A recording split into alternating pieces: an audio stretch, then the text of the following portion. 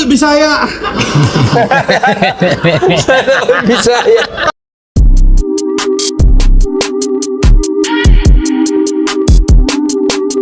Another Bisaya in the city. Mapapahiya kayo sa amin, tol. Ang ina nyo, mga Bisakol, ginagawa nyong suntukan yung simpleng basketball. Kasi may Bisaya na naman, oh no! Di na bagay, sir! Kasi Inglesero, nerd-writer, oh, what the hell! Tapos di ka Bisaya sa battle, takot sa language barrier! Hindi mo nirelep yung bayan mo! Paano ka naging rapper? At madalas mong tirahin bayan ang kalaban mo sa duelo. Ikaw nga, Bisaya, pero mukhang konyo sa Cubao Expo. Aswang ka? Kaso tinatakwil ka ng pamilya mo, pare.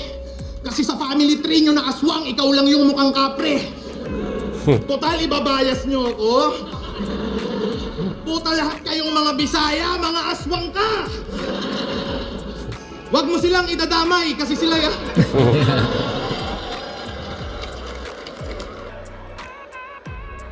Hindi raw niya ako binoto!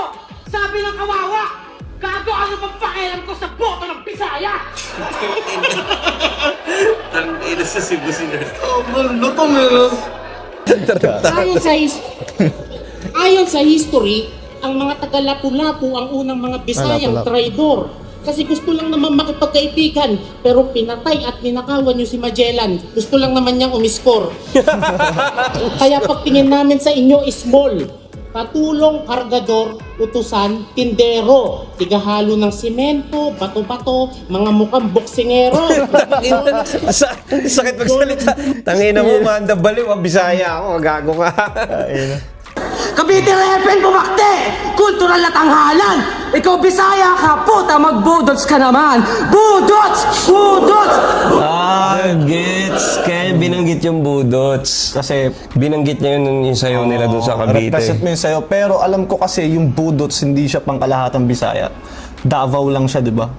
Hindi ko sure. Sa pagkakaalam ko kasi Davao lang yung budots. Yung budots. Hindi siya yung parang lahat ng Bisaya kailangan magbudots. Di ba ganun yun yung mga maing... Tanginang isa buhay to. Yung bracket ko, alanganin. Mga tatalunin ko, MP3. Ban, puta, pag ako nag-champion, disrespect ako sa akin. Buti pa si Mot. Buti pa si Six Threat. Mga nakalaban bigatin, kaya pangalan nila nag-boom. Mga Bisaya daw ay katulong. Di ako naniniwala kasi ito yung simple truth na kung yung Bisaya katulong, batong mga dudong pa yung tinutulungan ko magka-million views. Putang ina mo! Ang sarap mong sumbatan!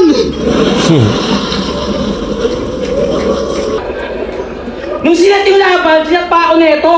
Nakakainis. Ano, para tropa, walang kupal? Fuck you, Bisaya, bitch! Gago sa Bisaya ka. Pero walang kupal, creative aking pandidis. Kasi tignan mo siya, oh. Mukha siyang bumoto ng dalawang party list. Dolox pumerna, Alam mo lang di kung marunong kakadikit mo yung pumerno, isip eh. geng. Tapos sa mga katulad yung Bisaya, di na pinapapasok sa SM. Ignoranting eng-eng. Mga taong isla. Ignoranting eng-eng. Mga taong isla. Kumakantot ng saging, Saging! Ano ba? Baka puno ng saging, ibig sabihin niya. O diba, sumabay ka sa galaw na bumalahaw talaga. Kung ayaw mo pa ulanan kita ng bala para lang sumayaw ka. At tang inawaray ka, pag mag-rap ka, dapat bay na bay ka. Hindi porke idol may weirdo nga pricing sasabay ka. Sa opinion ng ibang matalino ay natatangay ka habang kultura ng pagkatao mo namamatay na. Nakakahinala!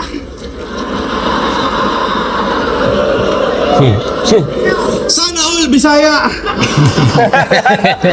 Sana all Bisaya. Tapos pa na... Puro emotion, walang punchline. Puro iyak pagtalo nga. Diyan ka lang nasanay. Mga talo niya, pambisayang trahedya. Puro landslide.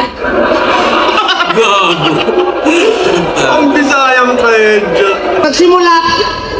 Nagsimula to nung sinabi niyong uubusin yung Tagalog. Masyado kayong mahangas. Kaya pasensya kung ako'y magtutunog bayas sa unang salaan mga dudong. Balik sa Mindanao at Visayas, tatanggalin namin mga Bisaya para mga katulong na pinalayas. Wala kang maaani sa flip top. Karir mo di nalalago pa. Magtinda ka na lang ng prutas banuka. Kasi buti pa yung pwesto mo doon, may makikita ka na bunga. Oo, masipag ka't di puro hilata, kaya may tsansa kang yumaman bata. Lagi mo lang tandaan yung kasabihang basta may tiyaga, may Bisaya.